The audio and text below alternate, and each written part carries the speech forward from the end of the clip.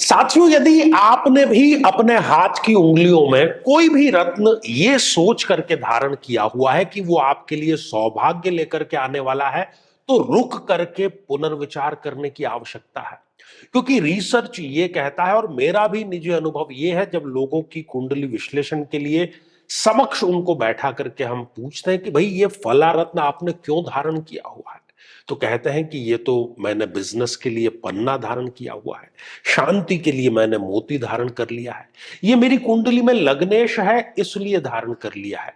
साथियों, ये सारे के सारे गलत तरीके हैं, गलत प्रैक्टिस है। जीवन से आप खिलवाड़ ना करें, बिल्कुल वैज्ञानिक तरीके से। और मैं ये नहीं कह रहा कि आप मेरी बात मान लीजिए, आप अपनी कुंडली अपने समक्ष रखिए, अपने लग्न से अपने रत्न से संबंधित एपिसोड देखिए और अंतिम निर्णय आप स्वयं करिए कि कब कोई रत्न धारण किया जाना चाहिए। साथ ही आज इस एपिसोड में हम जानेंगे कि राहु और शनि की युति किस कुंडली में बहुत अच्छा प्रभाव देती है। साथियों, कई वर्षों के जन्म पत्र का अध्ययन और लाखों कुंडलियों के अध्ययन के बाद हम ये कह सकते हैं कि यदि किसी की जन्म पत्रिका में शनि पीड़ित है, तो उसको इस ग्रह की महादशा में इन 9 लक्षणों का, इन 9 कष्टों का, पीड़ाओं का अवश्य सामना करना पड़ता है। व्यक्ति कर्मचारियों, खासतौर पर 4th क्लास के एम्प्लॉय से सदैव परेशान ही रहता है। अपने ही परिवार का विरोध हर बार उसको सहन करना पड़ता है। शरीर के जोड़ों में गठिया का रोग बहुत युवा अवस्था में ही घर कर जाता है। पूरी की पूरी ये दशा इनके लिए मृत्यु तुल्य कष्ट लेकर के आती है और हर एक कार्य में इनके देरी अवश्य होती है। झूठे इल्जामों का इनको सामना करना पड़ता है। बदनामी के कारण इनका कई बार घर से निकलना दूभर हो जाता है और किसी केस में तो जेल योग तक का इनके समीकरण जरूर बनता है। व्यक्ति कई बार आलस्य के चलते आवश्यक कार्य को भी टालता चला जाता है। लेकिन साथियों, यदि आप भी इन सभी कष्टों से स्थायी और सटीक मुक्ति प्राप्त करना चाहते हैं, तो उसका तरीका है इस ग्रह की महादशा मंत्र साधना दीक्षा, जो विशेष रूप से आपके नाम, आपकी जन्मतिथि के अकॉर्डिंग की जाएगी। और गुरु दीक्षा के माध्यम से अभिमंत्रित माला भी आपको प्रदान की जाएगी, ताकि न केवल ये सारे कष्ट दूर हों, बल्कि ये पूरी की पूरी महादशा आपके लिए शांतिदायक और सुख समृद्धिदायक साबित हो। तो मेरे बहुत ही प्रिय और बेहद सम्मानित साथियों, हृदय की असीम गहराइयों से अभिनंदन, बहुत बहुत हार्दिक स्वागत।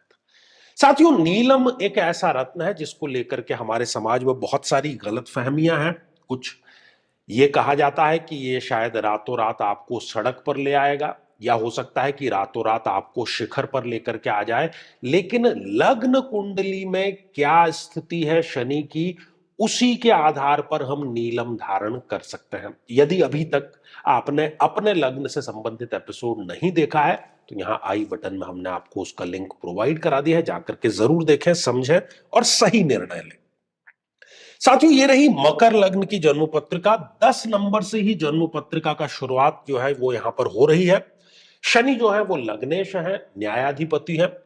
शनि यदि लग्न में ही यहां पर विराजमान हो गए स्वग्रही होकर के, तो ये बन गया पंच महापुरुषों में से एक योग, जिसको हम शश योग कहते हैं। अति उत्तम स्थिति है। अवश्य इस स्थिति में आपको नीलम धारण कर लेना चाहिए। चौतरफा वो सफलता लेकर के आएगा। आपके मेहनत का आपको रिजल्ट मिलेगा। शारीरिक तौर पर, मानसिक तौर पर, आत्मिक तौर पर आपको एक्सीलेंस की तरफ लेकर के जाएगा, और हां, भौतिक तौर पर भी। साथियों, यदि शनिदेव इस द्वितीय भाव में, धन के भाव में विराजमान हो जाए, यह भी अति उत्तम स्थिति है। अवश्य ही आपको धारण कर लेना चाहिए। यह धन प्रदाता है। पैतृक संपत्ति में कोई विवाद है, वो आपको नीलम पहनने के बाद में अवश्य ही उसमें सफलता मिलेगी। इसके अतिरिक्त जो वाणी है, सारा कार्य दिन भर हम वाणी से ही करते हैं, तो वाणी में एक कन्विंसिंग लेकर के आएगा, एक ठहराव, एक गंभीरता लेकर के आएगा। जो भी आप बात कहेंगे, सामने वाला उससे इनकार नहीं करेगा।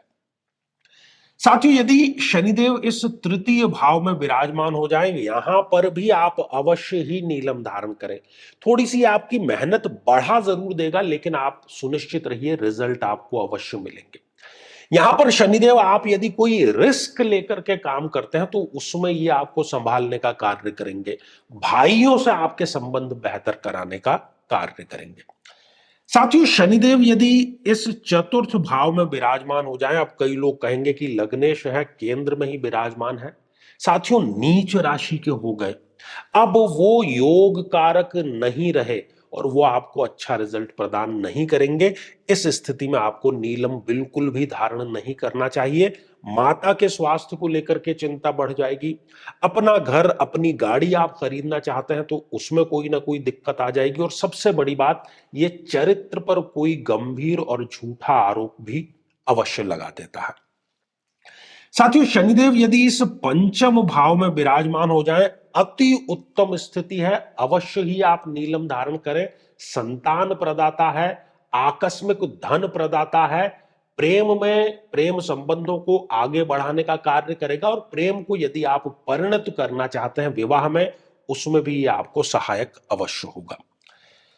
साथियों, यदि शनिदेव इस छठे भाव में विराजमान हो जाए, अब वो योग कारक नहीं रहे, वो रोग कारक बन गए हैं। नर्वस सिस्टम से संबंधित रोग, जोड़ों से संबंधित रोग ही आपको देगा और ऐसे रोग देगा जो कि लंबे लाइलाज और स्थायी रहेंगे। इसलिए यहां पर नीलम धारण न करें।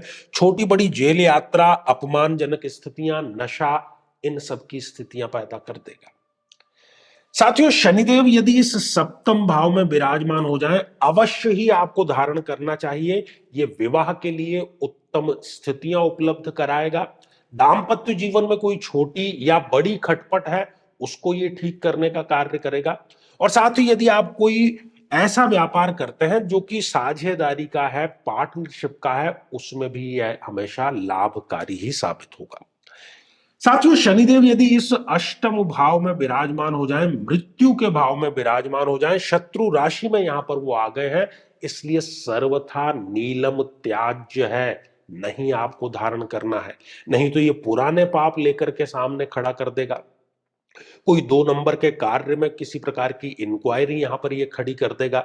ससुराल पक्ष से संबंध खराब कर देगा। छोटी बड़ी जेल यात्रा, कोर्ट कचहरी, मुकदमा, अज्ञात भय, तंत्र बाधा, इन सब का कारक बन जाएगा नीलम धारण करना। साथियों, शनिदेव यदि इस नवम भाव में विराजमान हो जाएं, यहां पर अवश्य ही आप धारण करें। भाग्योदय के लिए ये बहुत ही मुफीद आपके लिए रहेगा। नीलम अवश्य धारण करें। प्रोफेशनल लाइफ कहें, पर्सनल लाइफ कहें, स्पिरिचुअल लाइफ कहें, सब में आपको एक्सीलेंस की तरफ ये लेकर के अवश्य जाएगा। साथियों, शनिदेव यदि उच्च राशि के होकर के इस दशम भाव में विराजमान हो जाएं, जितनी प्रशंसा की जाए उतनी थोड़ी है। लग्नेश है और पुनः यहां पर उन्होंने पंच महापुरुषों में से एक शश योग का निर्माण कर लिया है, तो अवश्य आप धारण करें। जीवन में अनुशासन लेकर के आएगा। पिता से संबंध आपके ये बेहतर बनाएगा। कोई पद आपको ये अवश्य दिलाएगा। और यदि आप स्टूडेंट हैं और उच्च स्तर की आईएएस पीसीएस की तैयारी कर रहे हैं, उसमें आपको सफलता, राजनेताओं को, पॉलिटिशियन और ब्यूरोक्रेट्स, इनको अवश्य ये धारण करना चाहिए। एक सेलिब्रिटी बनने का योग भी ये निर्मित कर रहा है। साथियों, यदि शनिदेव इस एकादश भाव में विराजमान हो जाए, अवश्य ही आप धारण करें। निसंदेह ये आपके लाभ में वृद्धि करेगा, आय में वृद्धि करेगा, विशेषज्ञता को बढ़ाएगा, कन्विंसिंग पावर को बढ़ाएगा, लीडरशिप क्वालिटी को बढ़ाएगा और सबसे बड़ी बात, चूंकि ये इच्छा पूर्ति का भाव है, तो इच्छाओं की भी पूर्ति अवश्य करेगा। साथियों, शनिदेव यदि इस द्वादश भाव में विराजमान है, अब पुनः वही स्थिति कि अब वो योग कारक नहीं रहे। नीलम यदि आप धारण कर लेते हैं, खर्चों को बढ़ा देगा। उम्र यदि 50 या उससे प्लस है तो रोगों में वृद्धि कर देगा। विदेश में जाकर के किसी न किसी प्रकार के झंझट में फंसा देगा, या विदेश आप जाना चाहते हैं या विदेश व्यापार करते हैं, उसमें किसी न किसी प्रकार का व्यवधान कर देगा। और छोटी बड़ी जेल यात्रा और विष का शरीर में किसी न किसी प्रकार का इन्फेक्शन, उसका भी ये कारक बनता है। तो साथियों हमने देखा कि मकर लग्न में निसंदेह शनि जो है वो योग कारक है, लग्नेश है, लेकिन चतुर्थ भाव में, षष्ठ भाव में, अष्टम भाव में और द्वादश भाव में कदापि नीलम धारण नहीं करना है। इन स्थितियों में यदि आपने नीलम धारण किया हुआ है तो उसको तुरंत प्रभाव से उतार दें बिना किसी मुहूर्त को देखें। साथियों श्रृंखला हमारी जारी है, ये बहुत वैज्ञानिक सटीक है, इसका लाभ जरूर आप उठाएं और हमें भी सूचित करें कमेंट करके। और साथियों अब समय है आज के हमारे कमेंट को शामिल करने का कुंडली विश्लेषण के उद्देश्य से।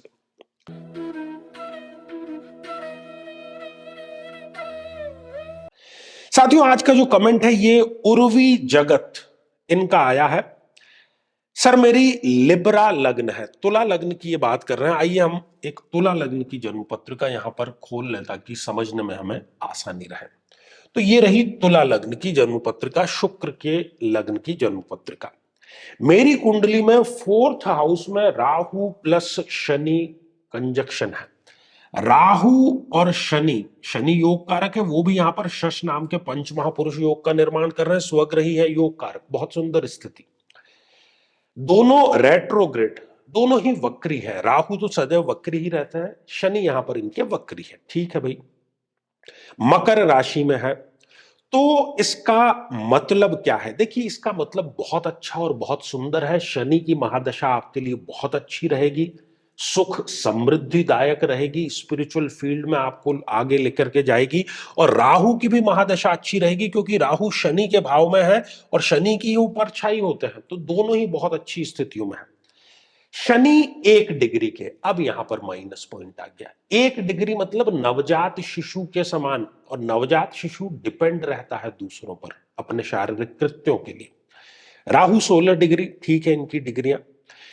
तो प्लीज बताना सर ये क्या बहुत बुरी है? देखिए बुरी नहीं है, लेकिन ये अच्छी है।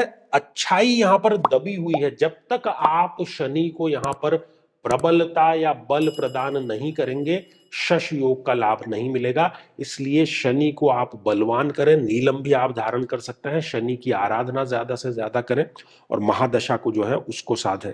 मैं बहुत ज्यादा परेशान हो रही हूं, बिल्कुल परेशान होने की बात नहीं, क्योंकि समस्या है तो समाधान भी है। साथियों यदि आप भी चाहते हैं कि आपकी कुंडली का विश्लेषण नहीं बल्कि सूक्ष्म और वैज्ञानिक विश्लेषण हो, तो आगामी समय में मैं स्वयं इन शहरों में उपस्थित रहूंगा। आप समय लेकर के मिल सकते हैं या फिर आप टेलीफोनिक या वीडियो कॉल के माध्यम से भी जुड़ सकते हैं। और यदि आप चाहते हैं कि आपके किसी एक प्रश्न का निःशुल्क मार्गदर्शन किया जाए, तो हमारे इसी चैनल पर प्रति शनिवार दोपहर 3 बजे हम खास लाइव कार्यक्रम लेकर के आते हैं। लेकिन उसमें शामिल होने के लिए आप हमारे इस वीडियो को हाइप कीजिए और उसका जो स्क्रीनशॉट है वो दिए गए व्हाट्सएप नंबर पर भेज दीजिए। तो आज के लिए केवल इतना ही, और इसी मंगल कामना के साथ में कि आप सभी स्वस्थ, समृद्ध और शांतिपूर्वक जीवन व्यतीत करें। नमस्कार। साथियों कई वर्षों के जन्म पत्र का अध्ययन और लाखों कुंडलियों के अध्ययन के बाद हम ये कह सकते हैं कि यदि किसी की जन्म पत्रिका में राहु पीड़ित है तो उसको इस ग्रह की महादशा में इन 9 लक्षणों का, इन 9 कष्टों का, पीड़ाओं का अवश्य सामना करना पड़ता है। ये भ्रम की स्थिति पैदा कर देता है। व्यक्ति ये निर्णय नहीं ले पाता कि उसके लिए सही क्या है, गलत क्या है। और यदि वो निर्णय ले भी लेता है तो वो निर्णय उसके लिए आत्मघाती साबित होता है। हर एक कार्य में हानि, हर एक कार्य में आकस्मिक समस्याएं सदैव खड़ी रहती है। व्यक्ति नशे की तरफ आकर्षित होता है और उसमें डूब भी वो जाता है। अपने ही लोगों से उसको धोखा मिलता है। विवाह के पश्चात विधवा या विधुर योग भी उसके निर्मित हो जाता है। नाहक ही बदनामी, अच्छा कार्य करने के बावजूद भी बदनामी इसको प्राप्त होती है। छोटी बड़ी जेल यात्रा का योग भी यहां पर निर्मित होता है और घर में सदैव गृह कलेश का वातावरण बना रहता है। लेकिन साथियों यदि आप भी इन सभी कष्टों से स्थायी और सटीक मुक्ति प्राप्त करना चाहते हैं तो उसका तरीका है इस ग्रह की महादशा मंत्र साधना दीक्षा, जो विशेष रूप से आपके नाम, आपकी जन्म तिथि के अकॉर्डिंग की जाएगी। और गुरु दीक्षा के माध्यम से अभिमंत्रित माला भी आपको प्रदान की जाएगी, ताकि न केवल ये सारे कष्ट दूर हों, बल्कि ये पूरी की पूरी महादशा आपके लिए शांतिदायक और सुख समृद्धिदायक साबित हो। साथियों, कई वर्षों के जन्म पत्र का अध्ययन और लाखों कुंडलियों के अध्ययन के बाद हम ये कह सकते हैं कि यदि किसी की जन्म पत्रिका में केतु पीड़ित है, तो उसको इस ग्रह की महादशा में इन 9 लक्षणों का, इन 9 कष्टों का, पीड़ाओं का अवश्य सामना करना पड़ता है। किसी न किसी प्रकार की तंत्र बाधा का बना रहना, बहुत आसानी से और बहुत जल्दी नजर लग जाना, त्वचा अर्थात स्किन से संबंधित रोग हो जाना, व्यक्ति का अकेलेपन का शिकार हो जाना, किसी न किसी प्रकार का झूठा कोर्ट केस इन पर होता है, व्यक्ति डिप्रेशन में जाकर के नशे का सेवन करना शुरू कर देता है, कितना ही अच्छा कार्य करे लेकिन उसके पक्ष में केवल बदनामी ही आ जाती है। शत्रु जिधर देखो उधर नए नए पैतरे अपनाते रहते हैं और व्यक्ति घर में भी गृह कलेश का शिकार होता रहता है। लेकिन साथियों, यदि आप भी इन सभी कष्टों से स्थायी और सटीक मुक्ति प्राप्त करना चाहते हैं, तो उसका तरीका है इस ग्रह की महादशा मंत्र साधना दीक्षा, जो विशेष रूप से आपके नाम, आपकी जन्मतिथि के अकॉर्डिंग की जाएगी। और गुरु दीक्षा के माध्यम से अभिमंत्रित माला भी आपको प्रदान की जाएगी, ताकि न केवल ये सारे कष्ट दूर हों, बल्कि ये पूरी की पूरी महादशा आपके लिए शांतिदायक और सुख समृद्धिदायक साबित हो।